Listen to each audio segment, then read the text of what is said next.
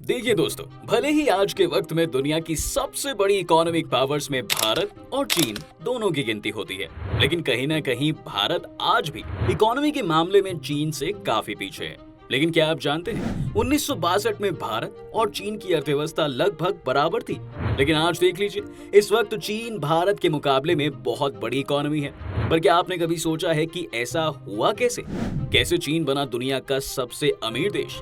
कैसे सिर्फ 3 दशक के अंदर ही अंदर वह इतना अमीर और ताकतवर बन गया? क्या है इसके पीछे की वजह? चलिए जानते हैं आज की इस वीडियो में इन सारे सवालों के जवाब। इसलिए वीडियो को आखिर तक जरूर देखिएगा। पर वीडियो शुरू होने से पहले अगर आप चैनल पर नए हैं या आपने अभी तक चैनल को सब्सक्राइब नहीं किया है तो चैनल को सब्सक्राइब करना और बेल आइकॉन दबाना ना भूलें, ताकि हमारे चैनल की कोई भी वीडियो आपसे मिस ना हो जाए। China economic history. चीन के इकोनॉमिक डेवलपमेंट का एक लंबा इतिहास रहा है जो प्राचीन काल से चला आ रहा है। चीन अर्थव्यवस्था अपने ज्यादातर इतिहास के लिए कृषि और स्मॉल स्केल कॉटेज इंडस्ट्रीज पर आधारित थी, जिसमें शाही सरकार ने इसके डेवलपमेंट में महत्वपूर्ण भूमिका निभाई थी।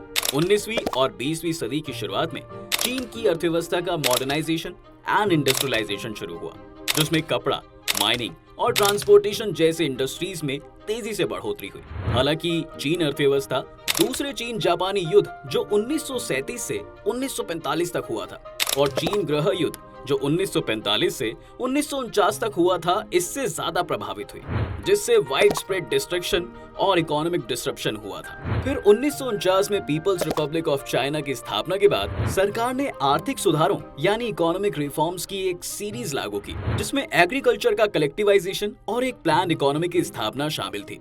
इन नीतियों की वजह से ही 1950 और 1960 के दशक में महत्वपूर्ण आर्थिक विकास हुआ, लेकिन साथ ही इनएफिशिएंसी और कमी भी आई। 1970 के दशक के आखिर में डेंग शाओपिंग की लीडरशिप में चीन ने आर्थिक सुधारों की एक सीरीज को लागू करना शुरू कर दिया, जिसने अर्थव्यवस्था को मार्केट ओरिएंटेड सिस्टम की ओर शिफ्ट कर दिया था। इन नीतियों, जिन्हें रिफॉर्म और ओपनिंग नीतियों के रूप में जाना जाता है, इन्होंने तेजी से इकोनॉमिक ग्रोथ और मॉडर्नाइजेशन की अवधि का नेतृत्व किया और साथ ही में जीडीपी की वृद्धि हर साल लगभग 10% औसत रही।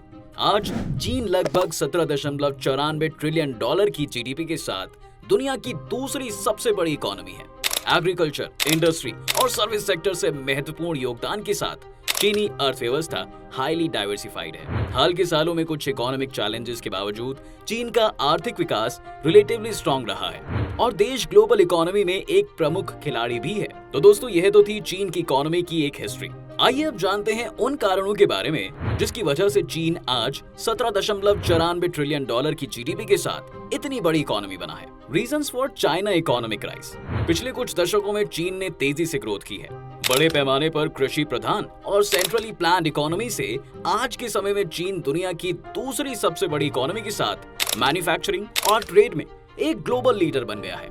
यह चेंज सरकार की नीतियों, बाजार सुधारों और डेमोग्राफिक चेंजेस जैसे फैक्टर्स की वजह से आ पाया है। आइए अब हम चीन के इकोनॉमिक राइज के कारणों और उसके रैपिड ग्रोथ में योगदान देने वाले फैक्टर्स के बारे में आपको बताते हैं। Economic reform. पिछले कुछ दशकों में चीन की इकोनॉमिक ग्रोथ को कई फैक्टर्स के लिए जिम्मेदार ठहराया जा सकता है, लेकिन शायद इनमें से सबसे इकोनॉमिक रिफॉर्म्स की सीरीज है जिसे चीन ने 1978 से लागू किया था। इन सुधारों ने चीन को एक सेंट्रली प्लान्ड क्लोज्ड इकोनॉमी से बदलकर एक सादा खुले मार्केट ओरिएंटेड एक के लिए और देश की इकोनॉमिक ग्रोथ और डेवलपमेंट को चलाने में महत्वपूर्ण भूमिका निभाई है। चीन ने जिन आर्थिक सुधारों को लागू किया है, उन्हें मोटे तौर पर 2 चरणों में बांटा जा सकता है। पहला फेज, जो 1978 में शुरू हुआ और 1990 के दशक की शुरुआत तक चला, वह डिमोबिलाइजेशन और रूरल इकोनॉमी के डेवलपमेंट पर केंद्रित था। इस फेज में हाउस होल्ड रिस्पॉन्सिबिलिटी सिस्टम की शुरुआत देखी गई, जिसने किसानों को प्रोडक्शन में ज्यादा ऑटोनॉमी दी और साथ ही साथ उन्हें अपने मुनाफे का एक बड़ा हिस्सा रखने की इजाजत भी दी।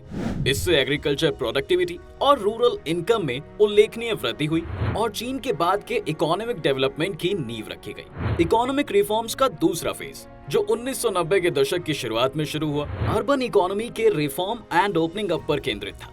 इस फेज में स्पेशल इकोनॉमिक जोन्स की स्थापना, फॉरेन ट्रेड और इन्वेस्टमेंट का लिबरलाइजेशन और स्टेट ओन्ड एंटरप्राइजेस का डीरेगुलेशन जैसे मार्केट ओरिएंटेड रिफॉर्म्स की शुरुआत देखी गई। इन सॉल्यूशंस ने ज्यादा ओपन और कॉम्पिटिटिव इकोनॉमिक एनवायरनमेंट बनाने में मदद की, जिसके नतीजन शहरी अर्थव्यवस्था में प्रोडक्टिविटी, एफिशिएंसी और इनोवेशन में ग्रोथ हुई। चीन द्वारा लागू किए गए सबसे इंपॉर्टेंट इकोनॉमिक रिफॉर्म्स में से एक इसकी फॉरेन ट्रेड और इन्वेस्टमेंट पॉलिसीज का लिबरलाइजेशन है। इससे एक्सपोर्ट्स और फॉरेन इन्वेस्टमेंट्स में उल्लेखनीय वृद्धि हुई है, जिसने देश की इकोनॉमिक ग्रोथ को चलाने में महत्वपूर्ण भूमिका निभाई है। एक दूसरे important reform state owned enterprises का डीरेगुलेशन है, जिसने इंडस्ट्रियल सेक्टर में एफिशिएंसी और प्रोडक्टिविटी बढ़ाने में मदद की है। चीनी सरकार ने कई दूसरे इंपॉर्टेंट पॉलिसी में बदलाव भी किए हैं, जिनसे इकोनॉमिक ग्रोथ को सपोर्ट देने में मदद मिली है। उदाहरण के लिए इसने इंफ्रास्ट्रक्चर में, विशेष रूप से ट्रांसपोर्ट और एनर्जी में भारी इन्वेस्ट किया है। इससे देश के लॉजिस्टिक्स और सप्लाई चेन नेटवर्क को बेहतर बनाने में मदद मिली है, जिससे बिजनेस को ऑपरेट करना आसान हो गया है। इसके अलावा सरकार ने एजुकेशन और ट्रेनिंग में भी निवेश किया है,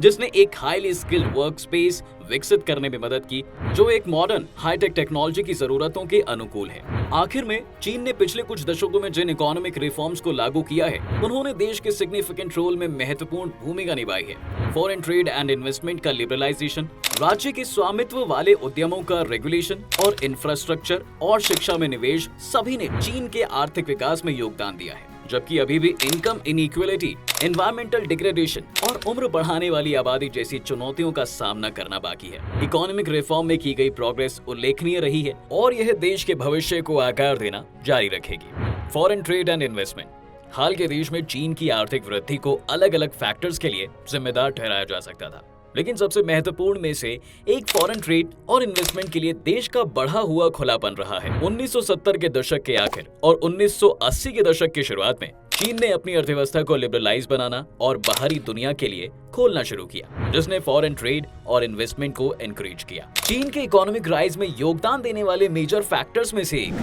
2001 में वर्ल्ड ट्रेड ऑर्गेनाइजेशन में शामिल होने का देश का फैसला था। वर्ल्ड ट्रेड ऑर्गेनाइजेशन के सदस्य के रूप में चीन टैरिफ और दूसरे ट्रेड बैरियर्स को कम करने और अपनी अर्थव्यवस्था को खोलने के लिए सहमत हुआ। इसने एक्सपोर्ट्स को बढ़ाकर और फॉरेन इन्वेस्टमेंट को अट्रैक्ट करके इकोनॉमिक ग्रोथ को गति देने में मदद की। एक दूसरा इंपॉर्टेंट फैक्टर 1980 के दशक में स्पेशल इकोनॉमिक जोन सेटअप करने का चीन का फैसला था। इन स्पेशल इकोनॉमिक जोन्स को फॉरेन इन्वेस्टमेंट और टेक्नोलॉजी को अट्रैक्ट करने और इकोनॉमिक डेवलपमेंट को बढ़ावा देने के लिए डिजाइन किया गया था। उन्होंने वहां मौजूद विदेशी कंपनियों को टैक्स इंसेंटिव्स, रिलैक्स्ड रेगुलेशंस और दूसरे लाभों की पेशकश की। इस नीति ने विशेष रूप से मैन्युफैक्चरिंग सेक्टर में महत्वपूर्ण फॉरेन इन्वेस्टमेंट को अट्रैक्ट करने में मदद की, जिससे इकोनॉमिक ग्रोथ को गति देने में मदद मिली। चीन की गोइंग आउट की नीति, जो 2000 के दशक में शुरू हुई, ने देश की इकोनॉमिक ग्रोथ में महत्वपूर्ण भूमिका निभाई। इस नीति ने चीनी कंपनियों को विदेशों में इन्वेस्ट करने और विदेशों में अपनी ऑपरेशंस का विस्तार करने के लिए प्रोत्साहित किया। इससे एक्सपोर्ट्स बढ़ने और इकोनॉमिक ग्रोथ को प्रोत्साहित करने में मदद मिली।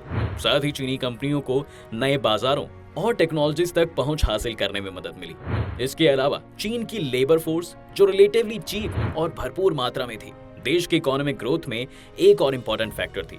नतीजन कई विदेशी कंपनियों ने चीन में अपने कारखानों का पता लगाने का विकल्प चुना, जिससे रोजगार पैदा करने और आर्थिक विकास को गति देने में मदद मिली।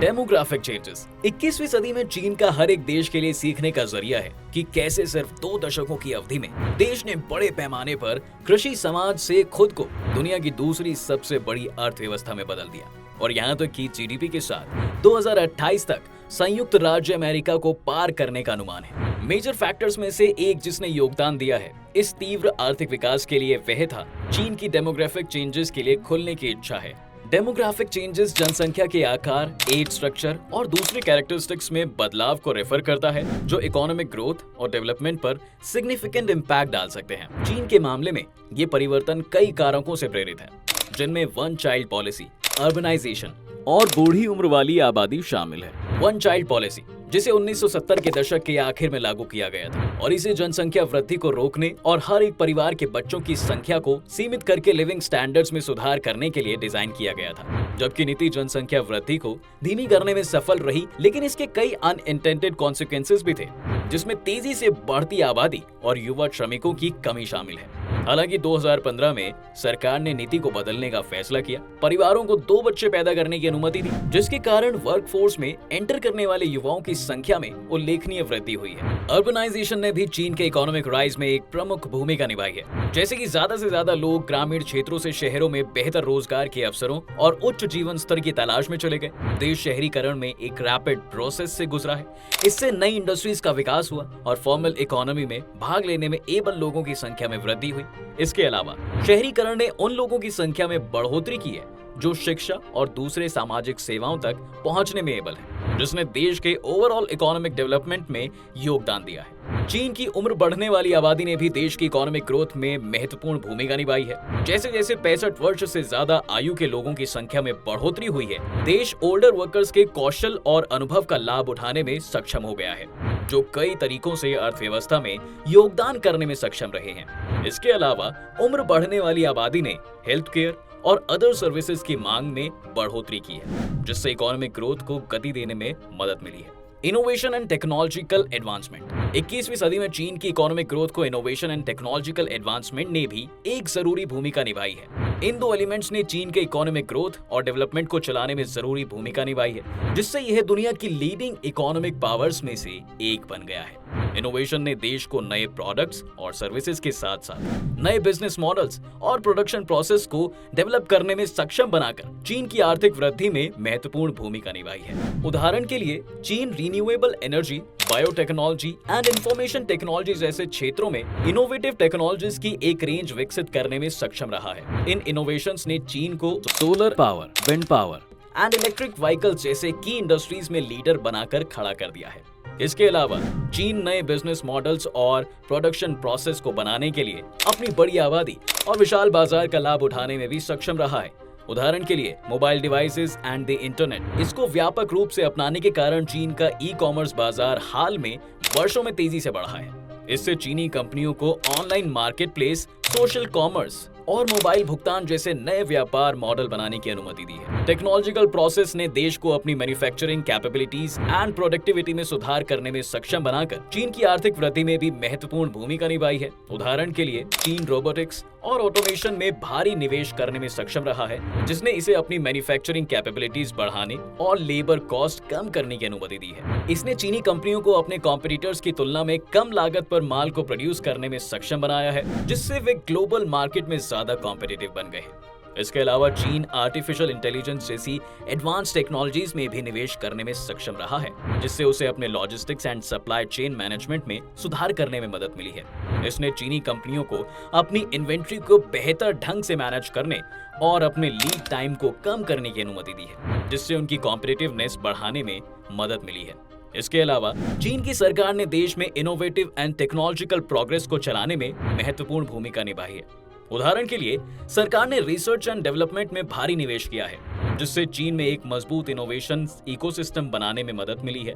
इसके अलावा सरकार ने renewable energy, biotechnology and information technology जैसे की इंडस्ट्रीज के विकास को प्रोत्साहित करने के लिए नीतियों को भी लागू किया है। Infrastructure development. 21वीं सदी में चीन का इकोनॉमिक ग्रोथ किसी चमत्कार से कम नहीं है। 1970 के दशक के आखिर में बड़े पैमाने पर कृषि प्रधान समाज होने से चीन दुनिया की दूसरी सबसे बड़ी अर्थव्यवस्था और वे ग्लोबल ट्रेड एंड इन्वेस्टमेंट में एक प्रमुख खिलाड़ी बन गया। चीन के इकोनॉमिक राइज में योगदान देने वाले मेजर फैक्टर्स में से एक देश का एक्सटेंसिव इंफ्रास्ट्रक्चर डेवलपमेंट भी है। इंफ्रास्ट्रक्चर डेवलपमेंट का मतलब फिजिकल एंड सोशल स्ट्रक्चर्स के क्रिएशन एंड मेंटेनेंस से है, जो इकोनॉमिक एक्टिविटीज का सपोर्ट करते हैं। इसमें transportation networks, energy systems, water and sewage system और टेलीकम्युनिकेशन नेटवर्क्स भी शामिल हैं। चीन में इंफ्रास्ट्रक्चर डेवलपमेंट विशेष रूप से पिछले 2 दशकों में इकोनॉमिक ग्रोथ और डेवलपमेंट का एक मेजर ड्राइवर रहा है। चीन के इंफ्रास्ट्रक्चर डेवलपमेंट के सबसे उल्लेखनीय उदाहरणों में से एक देश का ट्रांसपोर्टेशन नेटवर्क भी है।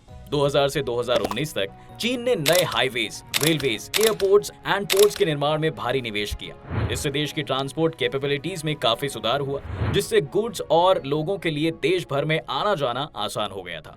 नतीजतन चीन की इकोनॉमी ज्यादा एफिशिएंट और प्रोडक्टिव बन गई है। चीन के इंफ्रास्ट्रक्चर डेवलपमेंट का एक और उदाहरण देश का एनर्जी सिस्टम भी है। चीन ने नए पावर प्लांट्स के निर्माण और अपने बिजली ग्रिड के विस्तार में भारी निवेश किया है। इसने सुनिश्चित किया है कि चीन की अर्थव्यवस्था के पास ऊर्जा का एक रिलायबल एंड स्टेबल सोर्स है, जो आर्थिक विकास और विकास के लिए महत्वपूर्ण है। चीन ने सोलर एंड विंड पावर जैसे रिन्यूएबल एनर्जी सोर्सेज में भारी निवेश किया है, जिससे देश को फॉसिल फ्यूल्स पर निर्भरता कम करने और क्लाइमेट चेंज के प्रभावों को कम करने में मदद मिली है। Now what India can learn from China. अर्थव्यवस्था के मामले में भारत चीन से बहुत कुछ सीख सकता है। सबसे इंपॉर्टेंट लेसन में से एक इंफ्रास्ट्रक्चर डेवलपमेंट की इंपॉर्टेंस है। चीन ने roads, railways, airports and ports के निर्माण में भारी निवेश किया है, जिससे देश को जोड़ने और बिजनेस और इन्वेस्टर्स के लिए इसे और आसान बनाने में मदद मिली है। कनेक्टिविटी में सुधार और ज्यादा बिजनेस को अट्रैक्ट करने के लिए वह भी खासकर रूरल एरियाज में इंफ्रास्ट्रक्चर डेवलपमेंट में ज्यादा निवेश करने से भी भारत लाभान्वित हो सकता है। एक और सबक जो भारत चीन से सीख सकता है वह है अर्थव्यवस्था में गवर्नमेंट इंटरवेंशन का महत्व। चीन कुछ उद्योगों को बढ़ावा देने और विदेशी निवेश को प्रोत्साहित करने के लिए सरकारी नीतियों का इस्तेमाल करने में सफल रहा है, जिससे इकोनॉमिक ग्रोथ को बढ़ावा देने में मदद मिली है। भारत कुछ उद्योगों को बढ़ावा देने और विदेशी निवेशकों को आकर्षित करने के लिए सरकारी नीतियों का इस्तेमाल करने से भी लाभान्वित हो सकता है। इसके अलावा भारत इनोवेशन और टेक्नोलॉजी पर चीन के फोकस से सीख सकता है, जिसने आर्थिक विकास को गति देने और कई इंडस्ट्रीज में चीन को ग्लोबल लीडर बनाने में मदद की है। रिसर्च एंड डेवलपमेंट में निवेश करके और इनोवेशन को बढ़ावा देकर भारत भी इन क्षेत्रों में लीडर बन सकता है। आखिर में भारत एक्सपोर्ट्स पर चीन के फोकस से सीख सकता है। चीन दूसरे देशों को अपनी गुड्स एंड सर्विसेज का एक्सपोर्ट करने में सफल रहा है, जिससे इकोनॉमिक डेवलपमेंट को गति देने में मदद मिली है। भारत एक्सपोर्ट्स पर ध्यान केंद्रित करने और अपनी ग्लोबल कॉम्पिटिटिवनेस बढ़ाने से भी लाभान्वित हो सकता है। तो दोस्तों, आज की वीडियो में बस इतना ही।